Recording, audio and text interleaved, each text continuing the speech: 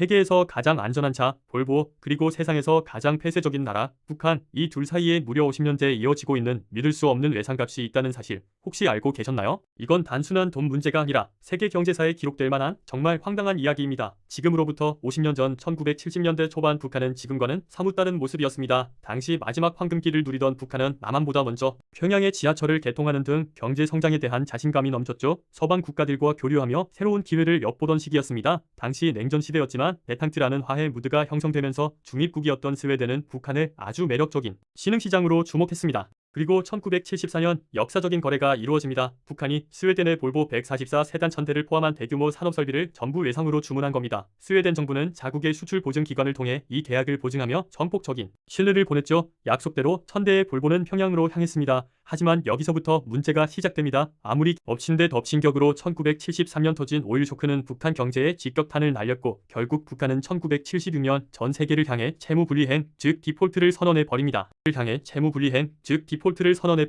당시 김일성 주석은 우리는 외채를 지지 않는다 라며 모든 빚을 갚지 않겠다고 선포해버렸죠. 이 황당한 선언으로 서방 세계와의 모든 교류는 단절되었습니다. 당시 볼보가 떼인 돈은 우리 돈으로 약 60억 원 정도였지만 이게 50년 동안 눈덩이처럼 불어나서 현재는 이자까지 포함해 무려 5천억 원이 넘는 거액이 되었습니다. 스웨덴 정부가 보증을 섰기 때문에 볼보 회사는 다행히 손해를 보지 않았지만 이 어마어마한 빚은 고스란히 스웨덴 국민들의 세금으로 메워야 할 짐이 된 겁니다. 그런데 정말 놀라운 건 그 다음부터입니다. 대부분의 나라였다면 포기하고 손실 처리했을 이 빚을 스웨덴 정부는 포기하지 않았습니다. 무려 50년 동안 매년 2번씩 북한에 꼬박꼬박 공식 청구서를 보내고 있는 겁니다. 더 기가 막힌 사실은 50년이 지난 지금도 평양 시내에서는 그때 그 볼보 자동차들이 튼튼하게 굴러다니는 모습이 종종 포착된다는 거죠. 택시로 또 고위층의 자가용으로 말입니다. 세계 최대 그리고 가장 오래된 미수금 사건, 국제사회의 신뢰를 저버린 이 기상천외한 먹튀 사건에 대해 여러분은 어떻게 생각하시나요? 스웨덴 정부가 계속해서 청구서를 보내는 행동, 과연 의미가 있을까요? 여러분의 의견을 댓글로 남겨주세요. 이 영상이 흥미로우셨다면 좋아요와 구독 부탁드립니다.